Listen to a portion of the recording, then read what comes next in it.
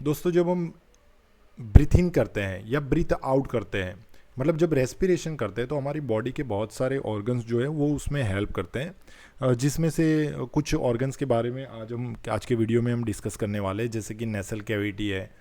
इसके अलावा लंग्स, जो कि बहुत ही इंपॉर्टेंट पार्ट है रेस्पिरेशन के लिए, चेस्ट कैविटी, डायाफ्रेगम, ये सभी ऑर्गन्स के बारे में हम आज के वीडियो में डिस्कस करने वाले हैं। रेस्पिरेशन के बारे में हमने प्रीवियस वीडियो में देखा था। आप सभी का अपनी YouTube channel Harshit one direction from void to creation में स्वागत है। और देखते हैं कि सबसे पहले कि जब हम इनहेल करते हैं तो एयर में कौन कौन से गैसेस होते हैं, और जब हम बॉडी से एक्सहेल करते हैं नोज़ की हेल्प से, तब कौन कौन से गैस बाहर निकलते हैं। तो जैसे कि हम इनहेल करते हैं तब हमारी बॉडी में 21% ऑक्सीजन जाता है और 0.04% कार्बन डाइऑक्साइड भी जाता है। मतलब इनहेल में ये दोनों के दोनों गैसेस हमारे लंग्स तक पहुंचते हैं through the nasal cavity with the help of nasal nostril. और जब हम एक्सहेल करते हैं, मतलब जब एयर अपने नोज से बाहर निकालते हैं, तो 16.4% ऑक्सीजन बाहर निकलता है और 4.4% कार्बन डाइऑक्साइड बाहर निकलता है। इसके अलावा यहाँ पर आप पूरा ये सिस्टम देख सकते हो, रेस्पिरेटरी सिस्टम जो है, उसमें कुछ अलग अलग ऑर्गन के नाम भी लिख रखे हैं, जिसके बारे में अभी हम डिस्कस करते हैं। तो सबसे पहला है हाउ डू वी ब्रीथ, हम सांस कैसे लेते हैं। तो आप सब देखो, हम नोज़ की हेल्प से सांस लेते हैं, तो नोज़ के आगे के जो होल है उनको हम नॉस्ट्रिल बोलते हैं, और ये नॉस्ट्रिल ही है जो हमें हेल्प करता है। We take in air through our nostril, nostril से जो एयर है वो हम इनहेल करते हैं।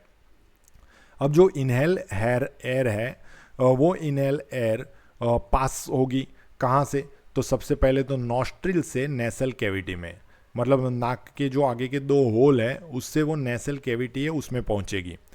नेसल कैविटी से ये वाली जो एयर है जो हमने ब्रीथ इन में ली है, वो हमारे लंग्स तक पहुंचती है थ्रू द विंड पाइप।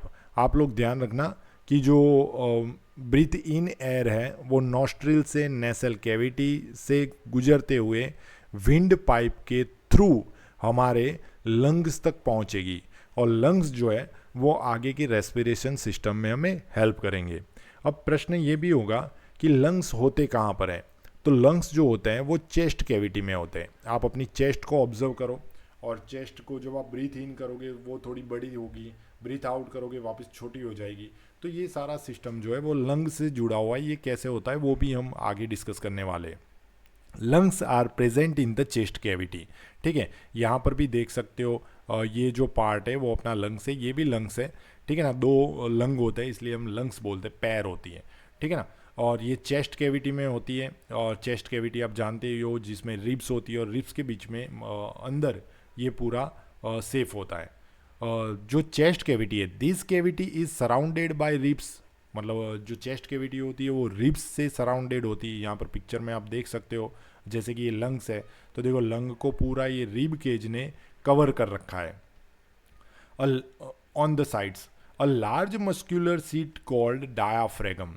देखो ये डायाफ्रेगम जो है वो एक मस्क्यूलर सीट है, और यहाँ नीचे आप देख सकते हो।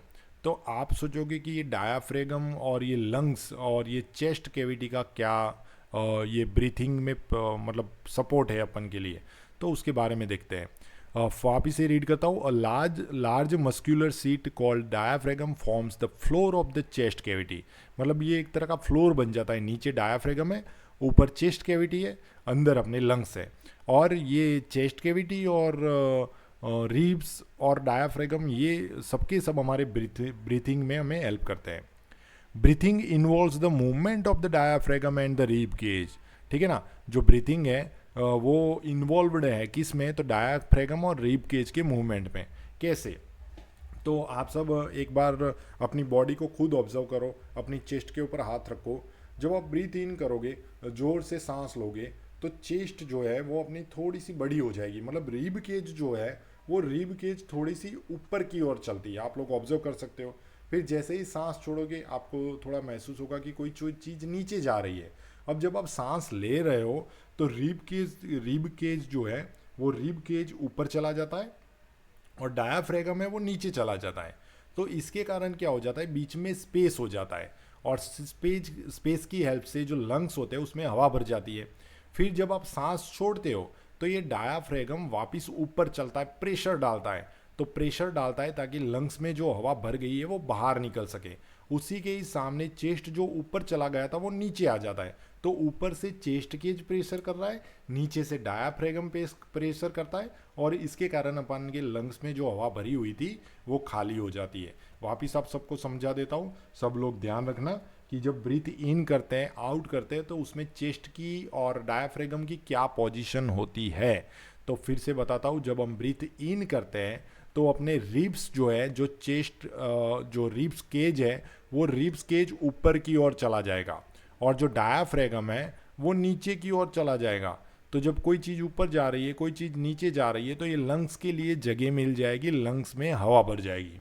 सेम टाइम जब हम सांस छोड़ने की कोशिश करेंगे तब ये डायाफ्रागम ऊपर चलेगा, और जो चेस्ट ऊपर चल गया था वो नीचे आएगा, जो लंग्स के ऊपर प्रेशर डालेंगे और अंदर की हवा जो है वो बाहर आ जाएगी। तो इस तरह जो अपनी रिब केज है और जो डायाफ्रागम है वो हमें ब्रीथ इन और आउट करने में हेल्प करती है। देखो, जब हम एयर अंदर भरते हैं, एयर इज ड्रोन इन, तो मैंने बताया ना कि रिब्स कहाँ चली जाएगी, ऊपर की ओर, मूव आउट, ठीक है ना। रिब जो है वो मूव आउट करेगी, और जो डायाफ्रागम है वो मूव डाउन करेगा। जब इनहेल कर रहे हैं तब की बात है।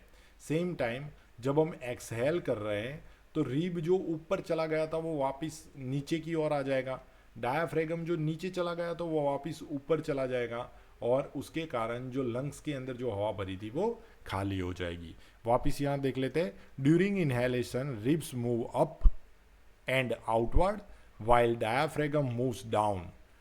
इसके कारण क्या होगा, स्पेस क्रिएट होगा। This movement increase space in our chest cavity. इसके कारण जो चेस्ट कैविटी है वो चेस्ट कैविटी में स्पेस क्रिएट होगा, और स्पेस क्रिएट होते ही जो एयर है वो सारी की सारी रश करेगी लंग्स के अंदर। लंग्स जो है वो एयर से फुलफिल हो जाएंगे। उसी टाइम जब एक्सेल करेंगे तब जो रिब्स ऊपर चली गई थी वो नीचे आ जाएगी, और सेम टाइम डायाफ्रागम जो नीचे चला गया था वो ऊपर आ जाएगा, फॉर्मर पोजीशन में जो पहले थी वैसे ही। और ये लंग्स की, चेस्ट कैविटी की जो साइज है उसको रिड्यूस करेंगे।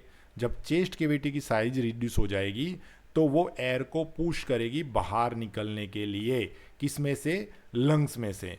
This movements in our body can be felt easily. आप लोग खुद इसको ऑब्जर्व कर सकते हो, मैंने बताया वैसे। सांस लेकर आप लोग ट्राई करो कि चेस्ट कहाँ जा रही है, सांस छोड़कर ट्राई करो। वैसे उसी टाइम डायाफ्रागम, अब प्रश्न ये भी होगा कि सर डायाफ्रागम कहाँ होता है, तो आप लोग चेस्ट कैविटी जो है, अपनी चेस्ट रिब्स का एंड वाला पार्ट है, उसके नीचे जो मस्कुलर जैसा कोई पार्ट आपको दिख रहा है एब्डोमेन के अंदर, वो वाला अपना डायाफ्रागम होता है। Keep your palm on the abdomen. आपके पाम जो है, हथेली जो है वो एब्डोमेन के ऊपर रखनी है, ताकि आप मूवमेंट कर सको कि एब्डोमेन कैसे मूवमेंट करता है, और ये सब आप फाइंड कर सकते हो। After having learn that during breathing there are changes in the size of chest cavity. आप लोग देखो, आर्मी फोर्सेस जब ज्वाइन करने जाते हैं तो वहाँ पर ये रखा जाता है कि आपकी चेस्ट कितनी इंक्रीज हो सकती है, ठीक है ना, सांस कितना रोक सकते हो। तो ये बहुत ही बढ़िया सा है, आपके नॉलेज के लिए भी अच्छा है। चेस्ट एक्सपेंशन कंपटीशन, ठीक है ना, ये भी आप लोग रख सकते हो कि कितनी चेस्ट आप फुला सकते हो। जैसे फोर्सेस में मिनिमम, मतलब पुलिस है, कोई भी रिक्रूटमेंट है, तो वहाँ पर 5 सेंटीमीटर का होता है। इसके अलावा आपने पढ़ा कि एयर जो है वो अपने लंग्स में जाती है, बाहर भी आती है। तो जब आप स्मोकिंग करते हो तो स्मोकिंग का धुआं भी लंग्स में जाएगा, इससे हमारे लंग्स ख़राब हो सकते हैं। और आप सबको पता होना चाहिए कि इसके कारण कैंसर नाम का सबसे बड़ा डिजीज़ हो सकता है। और इसके आगे तो इसमें कुछ है नहीं। तो आपको ये वीडियो शायद अच्छा लगा होगा, अपने दोस्तों के साथ भी शेयर कीजिएगा। ये वीडियो देखने के लिए आप सभी का बहुत बहुत धन्यवाद।